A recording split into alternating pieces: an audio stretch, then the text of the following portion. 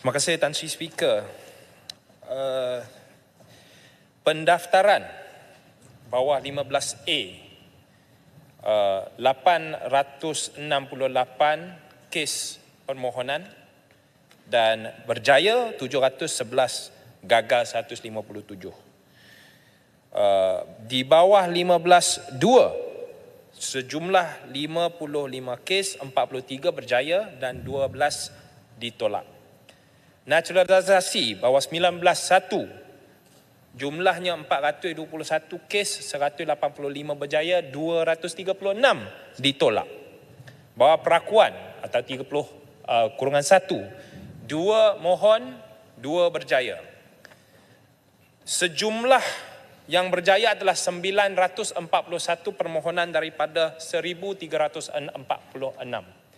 Ini adalah kes-kes permohonan yang telah ditangani, diselesaikan, sama ada diberjaya permohonannya atau tidak. Ini adalah track record Menteri Dalam Negeri sekarang, yang kalau tak silapnya adalah 3 kali atau adalah track record. Kalau kita kumpul sekali 3 Menteri Dalam sebelum ini, dia seorang yang lagi hebat. Tahniah dan syabas atas track record yang sangat hebat oleh Menteri Dalam Negeri kita. Ini pujian dia. Dan disebabkan pujiannya, saya nak nyatakan, saya, Ipoh Timur, akan bukan saja ikut whip, tetapi secara sangat jujur, sangat ikhlas, hendak dan akan menyokong pindaan ini. Namun demikian, ada perlunya untuk saya suarakan sedikit kekhawatiran, sedikit permasalahan. Tapi sebelum saya nak masuk itu, saya nak perbetulkan sedikit apa yang dibawa oleh Kubang Krian tadi. Beliau merujuk kepada pindaan perkara sebelah 3 kalau tak silap, yang dia rujuk berkenaan dengan pindaan Seksyen 19B jadual 3. Ibu Pemastautin secara tetap di tempat itu diganti dengan ibunya adalah seorang warga negara. Dan implikasi yang diceritakan oleh Kubang Krian tadi kata sekiranya benda ini jadi, masih tak ada identiti bagi bayi terdampar. Sebenarnya ini saya rasa mungkin Kubang Krian terkeliru sikit. Sebab bukan saja ia tak ada identiti, malah ia sebenarnya memperkuatkan lagi kes dan basis yang untuk mengekalkan hak bayi terdampar untuk secara automatik jadi warga negara. So, saya nak perbetulkan sikitlah Kubang Krian tadi, sebab kalau kita baca 19B, dia kata dia perlu dibuktikan. Sebenarnya tak betul. Teksnya dia kata tempat lahir di tempat itu sehingga dibuktikan sebaliknya, dan bukannya perlu dibuktikan. Jadi saya nak perbetulkan Kubang Krian sikit, harap teguran adinda diterima. Sebab foundling ini tak wujud, tak timbul isu. Sebab tak ada pindaan yang menjadikan foundling itu bukan warga negara. Malah yang dikekalkan, ia diperkuatkan lagi. Okey. Baik.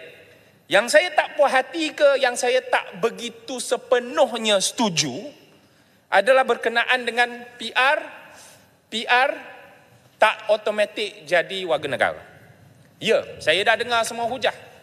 Dan saya tahu memang ada 2 jenis PR yang disebutkan lahiran setempat atau bahasa Inggerisnya locally born, dan juga yang memohon atau external applicant.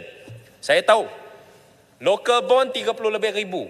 Yang bukan local born saya tak pastilah, angka je mungkin 300 ribu atau 10 kali ganda ke berapa kali ganda tak tahu, tapi memang besar lah. Dan nak fokus ni sepatutnya saya minta sangat. Yang external applicant ini, dia tak semestinya menjadi prioriti, tetapi tidak boleh dinafikan hak mereka sebagai pemohon. Tetapi saya mohon minta supaya Yang Berhormat Menteri yang sangat-sangat efisien, yang memang kerja kehebatannya, kumpul 3 menteri pun tak cukup, tak boleh nak lawan dia. Mohon jasa baiklah. Yang 30 ribu ini yang locally born atau lahiran setempat ni, bagilah dia orang secepat mungkin boleh selesaikan masalah mereka. Sebab di samping kita tak boleh nak pindah, atau kita dah pindah supaya PR tambah PR, tak ada automatic citizenship untuk anak mereka. Anak mereka, bukan salah anak mereka dilahirkan kepada ibu bapa tu. Jadi saya mohon cepat-cepat. Saya nak tambah satu lagi. Ini asas dia. Yang saya tak puas hati. Memang syabas dan tahniah kepada pihak kerajaan, junjung kasih kepada Majlis Raja-Raja, duli-duli yang maha mulia, kerana telah perkenankan kita nak memberi hak kepada ibu juga, yang memang it's universally accepted dengan izin as a basic right. Tetapi tiadanya retroactivity. Tiadanya retroactivity itu sebenarnya masih membuka atau terbiar pembukaan kelompongan atau masih terbukanya kelompongan itu perlu kita tangani. Perlu kita tangani dengan apa? Perlu kita tangani dari segi kalau boleh ada statutory procedural regulations yang lebih ketat, lebih jelas supaya golongan ini hak. Golongan ini yang dulu, yang sekarang, lepas ni dia akan ada hak, tapi yang dulu-dulu yang tertinggal ke, yang belum dapat ke, dalam permohonan yang tertunggak ke, mohonlah jasa baik. Mohon sangat-sangat Yang Berhormat Menteri, yang hebat keberkesanan dia untuk pastikan mereka juga terbela. Jadi yang last. Yang last. Ini merupakan satu pindaan perlembagaan yang bersejarah. Ia tidak sempurna, malah saya akan kata dia jauh dari sempurna. Tetapi jangan biar yang tidak sempurna sedikit itu menggagalkan kebaikan yang kita nak sampaikan. Ya, saya nak quote satu last line. Do not let perfection be the enemy, dengan izin, of doing good. We will never be perfect. Tapi sedikit kebaikan yang kita boleh buat, kita buat dulu. Yang lain kita sempurnakan kemudian. Sekian, terima kasih. Baik, sebenarnya saya jemput Tanjung Karang.